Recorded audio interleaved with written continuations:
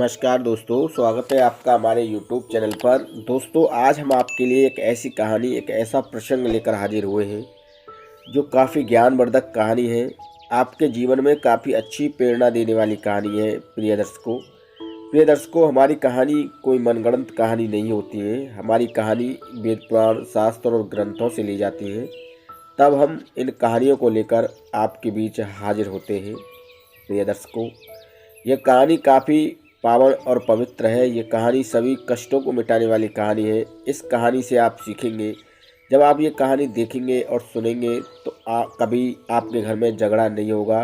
ये कहानी पति और पत्नी के एक विश्वास और भरोसे की कहानी है। प्रिय दर्शकों, इस कहानी को सुनने के बाद आप और आपकी पत्नी में कभी झगड़ा और विवाद नहीं होगा, कोई शक नहीं होगा। ये हम 100% गारंटी देते हैं। प्रिय दर्शकों, अगर आप हमारे YouTube चैनल पर नए मेहमान दर्शक बनकर आए हैं तो आप हमारे YouTube चैनल को सब्सक्राइब कीजिए, बेल आइकन को प्रेस कीजिए ताकि आने वाली वीडियो का नोटिफिकेशन सबसे पहले आपको मिले और आप उसका भरपूर फ़ायदा उठा सकें। प्रिय दर्शकों, ये कहानी एक प्राचीन समय की है। प्राचीन समय में एक नगर में एक राजा राज्य किया करते थे। प्रिय दर्शकों, राजा काफ़ी वैभवशाली थे, राजा काफ़ी ज्ञानवान थे और राजा को हर चीज़ का ज्ञान था। और राजा जो थे वो काफ़ी अच्छे प्रभाव के थे। प्रिय दर्शकों, एक दिन राजा अपनी हवेली पर टहल रहे थे अपने मंत्री के साथ। तो राजा की नज़र एक सामने वाले मकान पर पड़ती है, जहाँ वो देखते हैं कि एक औरत, एक स्त्री, एक महिला, काफ़ी सुंदर महिला थी और वो टहल रही थी उस अपने मकान के ऊपर।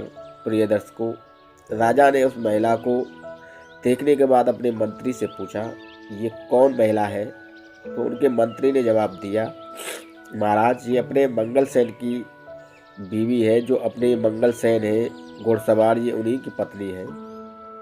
प्रिय दर्शकों, राजा खुश हो जाता है और राजा जो है अगले दिन दरबार लगाता है और दरबार लगाने के बाद अपने घुड़सवार मंगलसेन को हाजिर होने का हुक्म देता है।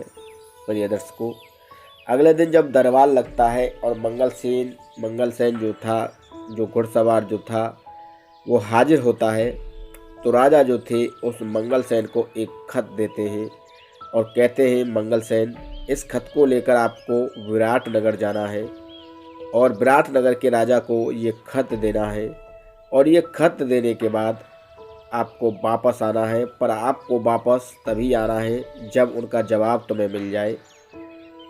प्रिय दर्शकों, घुड़सवार मंगलसेन उस खत को लेकर महल से रवाना हो जाते हैं और महल से रवाना होने के बाद वो अपने घर पर आते हैं और उस खत को अपने तकिए के नीचे रखकर सो जाते हैं, विश्राम करते हैं।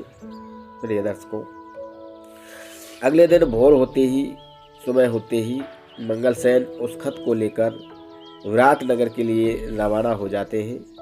प्रिय दर्शकों, जब मंगलसेन विराटनगर के लिए रवाना हो जाते हैं तो राजा जो थे, राजा भानु प्रताप जो थे, वो उस घुड़सवार के घर पर आते हैं। जो घुड़सवार मंगलसेन जो था, उस घुड़सवार के घर पर राजा आते हैं और कुंडी खटखटाते हैं। प्रिय दर्शकों, जब राजा कुंडी खटखटाते हैं तो घुड़सवार की पत्नी राजा से पूछती है कि आप कौन हैं? मेरे पति यहाँ पर नहीं है इस समय। तो वह राजा उस घुड़सवार की पत्नी से कहते हैं, मंगलसेन की पत्नी से कहते हैं कि मैं इस नगर का राजा भानु प्रताप हूँ, आप दरवाज़ा खोलिए। फिर भी घुड़सवार की जो पत्नी थी, मंगलसेन की जो पत्नी थी, वो राजा से मना कर देती है। राजा भानु प्रताप से वो मना कर देती है कि मेरे पति इस समय यहाँ पर नहीं है। प्रिय दर्शकों, राजा भानु प्रताप उस मंगलसेन की पत्नी से कहते हैं कि हमें पता है कि आपके पति इस समय यहाँ पर नहीं है। वो हमारे ही काम से विराटनगर के राजा के पास हमारा खत लेकर गए हैं। हमने ही उन्हें अपने काम से भेजा है और वो आपकी सुरक्षा और साथ संभाल के लिए हमें जिम्मेदारी देकर गए हैं। इसलिए हम आपकी खबर लेने आए हैं, सुध लेने आए हैं। आप दरवाज़ा खोलिए। प्रिय दर्शकों, मंगलसेन की पत्नी जो थी वो दरवाज़ा खोल देती है और दरवाज़ा खोलने के बाद जो राजा भानु प्रताप थे वो उस रानी के महल में दाखिल हो जाते हैं, रानी के उस हवेली में, उस घर में दाखिल हो जाते हैं। और मंगलसेन की पत्नी जो थी वो राजा को देखती है तो राजा कहते हैं, राजा भानु प्रताप कहते हैं उस घुड़सवार की पत्नी से कि जब से हमने तुम्हें देखा है हम तुम्हारे दीवाने हो चुके हैं और तुम्हारे रूप के हम कायल हो चुके हैं। इस तरह की बात जो है राजा भानु प्रताप उस मंगलसेन की पत्नी से करते हैं।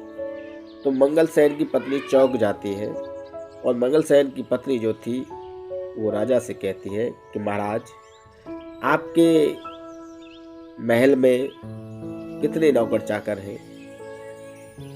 प्रिय दर्शकों, राजा ये सवाल सुनकर चौंक जाता है और राजा कहता है कि हमें खुद नहीं पता कि हमारे महल में कितने घुड़सवार हैं, कितने दास हैं, कितनी दासियां हैं, कितने नौकर चाकर हैं, हमें खुद को नहीं पता।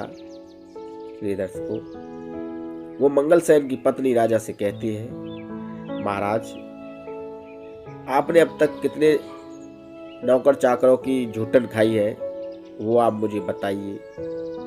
प्रिय दर्शकों, राजा भानु प्रताप जो था बड़ा बुद्धिमान था। राजा भानु प्रताप ने कहा कि हम इस नगर के राजा हैं और हमारे यहाँ पर अन्न धन की कोई कमी नहीं है। हम शुद्ध भोजन खाते हैं, हमारे यहाँ अच्छे अच्छे भोजन बनते हैं, हम किसी की झूठन क्यों खाएंगे। वो राजा भानु प्रताप इस तरीके से मंगलसेन की पत्नी को जवाब देते हैं। मंगलसेन की पत्नी जो थी वो कहती है, महाराज, मैं आपको यही समझाने की कोशिश कर रही थी कि आप किसी की झूठन नहीं खाते हैं और आपके महल में काफ़ी दास दासियां हैं, काफ़ी नौकर चाकर हैं और उन्हीं दास दासी और नौकरों में से मैं भी किसी एक की पत्नी हूँ, मैं भी उन्हीं एक की झूठन हूँ। तो महाराज, क्या आप ये झूठन खाना चाहते हैं? फिर भी अगर आप अपने नौकर चाकरों की झूठन खाना चाहते हैं तो मैं विवश हूँ महाराज, आप कुछ भी कर सकते हैं। यह बात जो है वो मंगलसेन की पत्नी राजा से कहती है और जब राजा इस बात को सुनता है तो राजा काफ़ी शर्मिंदा हो जाता है और राजा जो था वो अपने पैरों में अपने सर को छुपा लेता है, अपनी खोह में अपने सर को छुपा लेता है, क्योंकि जो बात मंगलसेन की पत्नी ने कही थी वो राजा सहन नहीं कर सका और राजा काफ़ी शर्मिंदा होता है ये बात सुनकर। प्रिय दर्शकों, राजा दबे पांव वहाँ से रवाना हो जाता है। प्रिय दर्शकों, राजा जब वहाँ से रवाना होता है तो राजा की जो चप्पल थी वो उस महल में छूट जाती है, उस मंगलसेन के यहाँ पर छूट जाती है। प्रिय दर्शकों, जब चप्पल वहाँ छूट जाती है और आधे रास्ते पर जब मंगलसेन को ध्यान आता है कि वो जो राजा ने खत दिया था वो खत घर पर ही रह गया है, तो वह वापस लौट आता है और वापस लौटकर उस खत को अपने तकिए के नीचे से उठाता है। जो उसने अपने बिस्तर पर तकिए के नीचे खत रखा था उस खत को उठाता है और महल से रवाना होता है तो उसकी नज़र राजा की चप्पलों पर पड़ जाती है। प्रिय दर्शकों, जब उसकी नज़र राजा की चप्पलों पर पड़ती है तो मंगलसेन सोचने लगता है कि राजा ने मुझे धोखे से विराटनगर के लिए भेजा है ताकि वो मेरी पत्नी का कुछ कर सके, मेरी पत्नी पर गलत नियत दिखा सके। प्रिय दर्शकों, मंगलसेन बहुत क्रोधित होता है और मंगलसेन एक राजा का दास था, राजा का हुक्म उसे पूरा करना था। तो मंगलसेन वहाँ से विराटनगर के लिए रवाना हो जाता है और विराटनगर के राजा से जवाब लेकर वापस लौटता है और राजा को आकर वो विराटनगर के जवाब से परिचित कराता है और राजा को विराटनगर के राजा की पूरी बात और पूरी सूचना वो राजा मंगलसेन था वो राजा भानु प्रताप को देता है। प्रिय दर्शकों, राजा भानु प्रताप खुश हो जाते हैं और उसे 100 असरफियों से नवाजते हैं और वो 100 असरफियों को लेकर वहाँ से रवाना हो जाता है और बाजार में जाकर एक स्वर्णकार के यहाँ पर उन 100 असरफियों को बेच देता है। और उन 100 असरफियों के बदले मंगलसेन को काफ़ी धन मिलता है और उस धन से मंगलसेन अपनी पत्नी के लिए काफ़ी अच्छे अच्छे श्रृंगार, काफ़ी अच्छी अच्छी ज्वेलरी, काफ़ी अच्छी अच्छी साड़ियाँ, काफ़ी अच्छे अच्छे 16 श्रृंगार और कपड़े वो मंगलसेन अपनी पत्नी के लिए खरीदता है। प्रिय दर्शकों, मंगलसेन घर पर आता है और अपनी पत्नी से कहता है कि तुम काफ़ी समय से अपने मायके नहीं गई हो, मैं तुम्हें तुम्हारे मायके छोड़ाता हूँ। मंगलसेन अपनी पत्नी को मायके छोड़ाता है और काफ़ी टाइम तक उसे लेने नहीं जाता है। तो मंगलसेन का साला मंगलसेन के यहाँ पर आता है और कहता है कि जीजा जी आप हमारी बहन को लेने के लिए नहीं आए। तो मंगलसेन कहता है कि मैं तुम्हारी बहन को लेने नहीं जाऊंगा, यानी कि अपनी पत्नी को लेने नहीं जाऊंगा। प्रिय दर्शकों, मंगलसेन का साला मंगलसेन से कहता है कि जीजा जी कोई बात नहीं है, आप हमारी बहन को नहीं रखना चाहते हैं, कोई बात नहीं है, आप भी परेशान रहते हैं, हमारी बहन भी परेशान है, आप ऐसा कीजिए इस मसले को बैठकर ख़त्म कर लीजिए। प्रिय दर्शकों, और जो भी लेन देन है आप उसे कर लीजिए। मंगलसेन इस बात पर अपनी सहमति दे देता है। प्रिय दर्शकों, पंचायत बुलाई जाती है और पंचायत में इस बात का निर्णय होता है। प्रिय दर्शकों, मंगलसेन का साला जो था वो पंचायत में अपना पक्ष रखता है कि हमारे जीजाजी ने एक बाग खरीदा था और अब उस बाग को वो रखना नहीं चाहते हैं। प्रिय दर्शकों, पंचायत में जो बड़े बड़े लोग थे वो मंगलसेन से पूछते हैं कि मंगलसेन तुम उस बाग को क्यों नहीं रखना चाहते हो। तो प्रिय दर्शकों, मंगलसेन कहता है कि उस बाग में एक शेर ने पंजा जमा दिया है। ये सच है कि मैंने इनसे एक बाग खरीदा था और उस बाग में एक शेर ने अपना पंजा जमा दिया है और उस शेर से मैं काफ़ी डर गया हूँ क्योंकि वो मेरा शिकार कर सकता है। अगर मैं उस बाघ को अपने पास रखता हूँ तो वो शेर मेरा शिकार कर सकता है, इसलिए मैं उस बाघ को अपने पास नहीं रख सकता। यह बात मंगलसेन कहता है। प्रिय दर्शकों, मंगलसेन वहीं पर इस बात को कहता है तो वहीं पर वो जो राजा था भानु प्रताप वो भेष बदलकर मौजूद था। जब इस बात को मंगलसेन कहता है तो राजा उसकी बात को फौरन समझ जाता है और राजा जब भेष बदल के वहां पर जो मौजूद था तो वो राजा मंगलसेन से कहता है कि देखो तुमने एक बाग खरीदा था और उस बाग में एक शेर ने अपना पंजा जमाने की कोशिश की थी पर वो अपना पंजा नहीं जमा पाया था और वो उस बाग का कुछ नहीं बिगाड़ पाया था। तुम्हारा बाग पूरी तरह सुरक्षित है। यह बात भानु प्रताप जो राजा का भेष बदलकर वहां पर मौजूद थे वो कहते हैं मंगलसेन से। मंगलसेन कहता है तुम कौन हो और मैं तुम्हारी इस बात पर कैसे यकीन कर लूं कि जिस बाग को मैंने खरीदा था उस बाग पर शेर का पंजा नहीं है और वो शेर मुझे कोई नुकसान नहीं पहुंचाएगा और उस शेर ने मेरे बाग को भी कोई नुकसान नहीं पहुंचाया है।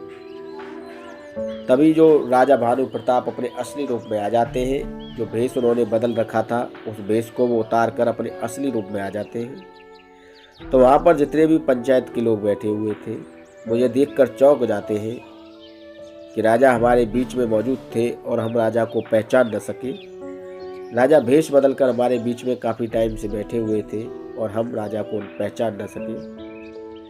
प्रिय दर्शकों, इशारों में ही सभी बात हो गई जीजा साले और उस राजा के बीच में और मंगलसेन भी अब सहमत हो गया और मंगलसेन ने अपने साले से कहा कि आप चिंता न करें, हमारा बाग सुरक्षित है, हम अपने बाग में कुछ भी कर सकते हैं, आपको परेशान होने की ज़रूरत नहीं है।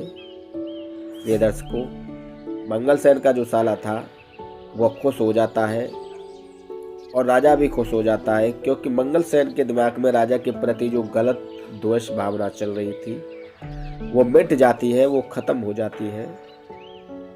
ये दर्शकों, इस तरीके से राजा ने मंगलसेन को समझाया कि मंगलसेन को भी बुरा नहीं लगा और मंगलसेन अच्छी तरीके से समझ गया कि राजा ने जो मेरी पत्नी के प्रति गलत दोष व्यवहार और नीयत दिखा रखी थी वो ख़त्म हो चुकी है और मेरी पत्नी पूरी तरह सुरक्षित है और मेरी पत्नी के अधिकारों का मेरी पत्नी का कोई हनन नहीं हुआ है, तो वह अपनी पत्नी को रखने के लिए रजामंद हो जाता है। प्रिय दर्शकों, ये कहानी हमें काफ़ी अच्छी प्रेरणा देती है।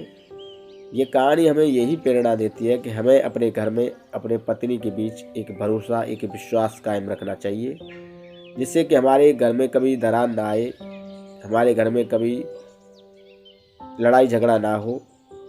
क्योंकि प्रिय दर्शकों, काफ़ी लोग ऐसे होते हैं जो घरों को बिगाड़ने की कोशिश करते हैं।